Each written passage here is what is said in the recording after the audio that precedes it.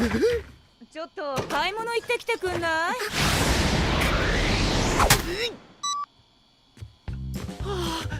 あら、あんたまたキーノのパソコンでエロサイト見てたの？何言っとるのかね母上。見ろよ、この俺の心と同じく一点の曇りもない澄み切った青空を。緊急回避ボタン素晴らしい。てかなんでエロサイトの件を知ってんだよ。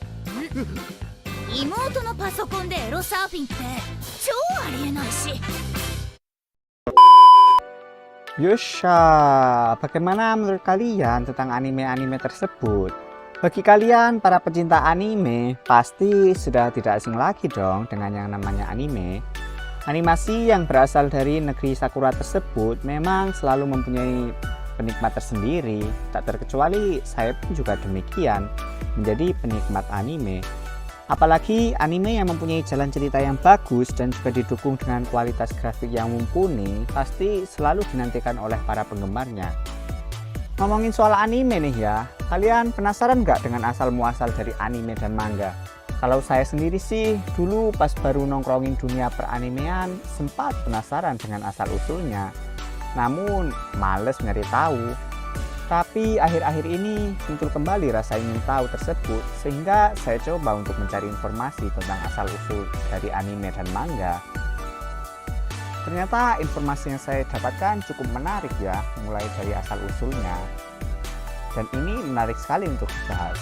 Tapi sebelum kita bahas lebih jauh, mari kita intro terlebih dahulu.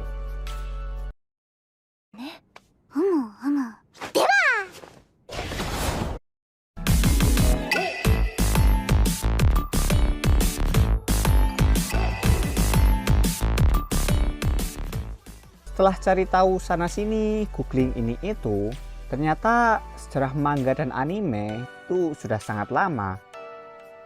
Mari kita bahas dari manga terlebih dahulu.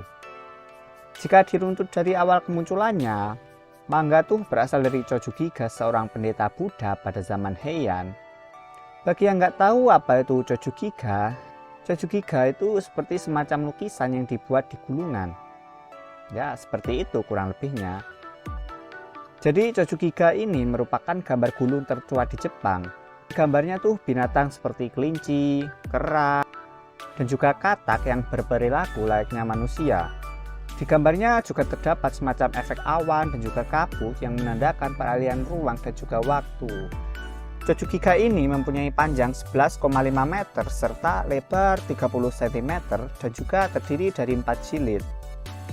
Lalu kita lanjut ke abad ke-12 dan juga abad ke-13. Pada abad ini, buku bergambar berurutan dipengaruhi oleh gaya ukiyo-e tradisional. Berasal dari zaman Edo Jepang antara tahun 1603 sampai 1867. Nah, jadi pada waktu ini bisa dikatakan awal dari asal-usul dari manga. Bagi yang nggak tahu apa itu ukiyo-e, jadi ukiyo-e itu simpelnya seperti seni grafis atau seni lukis tradisional Jepang. Sedangkan kata manga sendiri pertama kali digunakan pada tahun 1798 untuk menggambarkan buku bergambar Shiji no Yukikai. Istilah ini muncul lagi pada tahun 1814 sebagai judul manga Hyakujo dan Hokusai manga karya Aikawa Minwa. Nah, baru pada tahun 1945 sampai 1952, manga modern mulai berkembang selama pendudukan Amerika di Jepang. Jadi selama periode pendudukan ini, mereka memperkenalkan komik dan juga kartun Amerika seperti Mickey Mouse, Betty Boop, dan juga Bambi. Komik-komik tersebut menginspirasi para seniman Jepang untuk mengembangkan komik dengan gaya mereka sendiri loh. Apakah kalian tahu anime dan manga Astro Boy karya Osamu Tezuka Sensei? Nah, jika kalian tahu, mangaka Astro Boy ini yang dikenal sebagai dewa manga dan godfather of anime loh. Beliaulah yang menemukan mata besar yang menonjol di anime dan manga yang masih terus digunakan sampai sekarang. Next, kita beralih ke anime. Pada tahun 1907, anime Katsudo Shashin adalah anime pertama yang diakui. Kurang lebih seperti ini penampakannya. 10 tahun setelahnya muncul karya animasi bisu pertama yang berdurasi 5 menit, karya Oten Shimokawa, melalui anime berjudul Imokawa Mokuzo Genkanban no Maki. Ya, cukup sulit ya penyebutan judulnya bagi saya. Meskipun cuma 5 menit, tapi pengerjaannya butuh waktu 6 bulan loh. Kebayang nggak sulitnya kayak apa? Oten bersama Junichi Kouji dan Seitaro Kitayama merupakan generasi animator Jepang pertama, sehingga mereka dijuluki sebagai bapak anime. Lalu pada tahun 1927, Amerika membuat animasi bersuara, tapi Jepang juga tidak mau ketinggalan dong. Di tahun yang sama, Jepang juga menciptakan anime Noburo Ohuji. Ini adalah animasi singkat lengkap dengan lagu dan suara.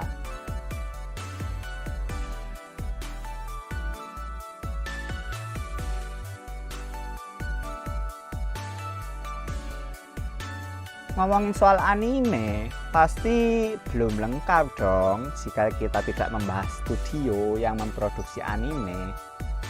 Ada banyak banget studio anime di Jepang. Nah, Toei Animation dianggap sebagai studio anime pertama di Jepang. Kala itu studio ini dibentuk untuk menjadi Disney-nya Asia loh. Pada waktu itu pembuatan anime masih sangat memakan waktu dan juga tentu biaya yang tidak sedikit. Sehingga pada waktu itu masih kalah dengan animasi dari Eropa dan juga dari Amerika. Barulah pada tahun 80-an dan 90-an Toei menghasilkan anime yang bisa go internasional seperti Dragon Ball, Digimon, One Piece, dan dengan kekuatan bulan. Sailor Moon maksudnya, yang sebagian besar diadaptasi dari manga. Baru pada 1 Januari 1963, Tezuka Sensei dengan Astro Boy-nya memulai debut dan membuat ledakan dari industri peranimean. Nah, ini yang menyebabkan anime menjadi diakui sebagai bentuk seninya sendiri yang berbeda dan juga sah.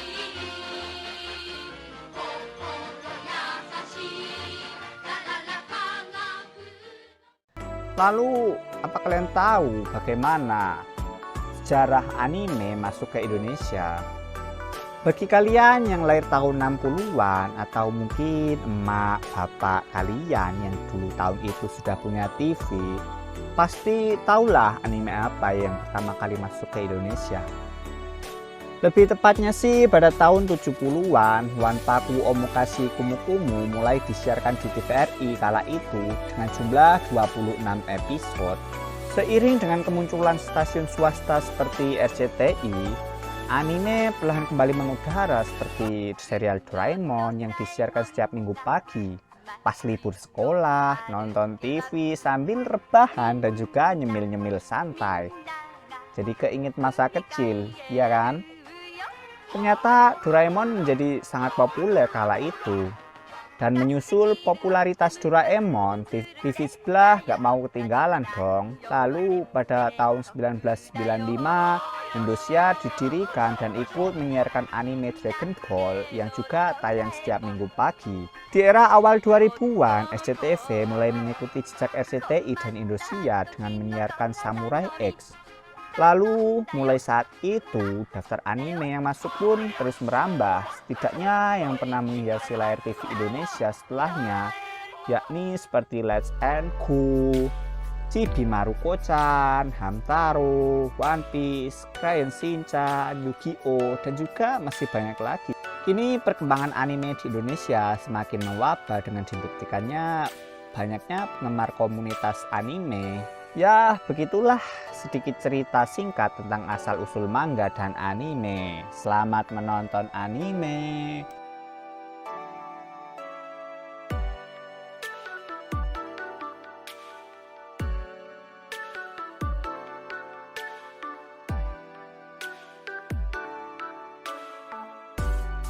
Benio ni 家にいられるとたまったもんじゃありません。日曜なんて大嫌いです。さてと。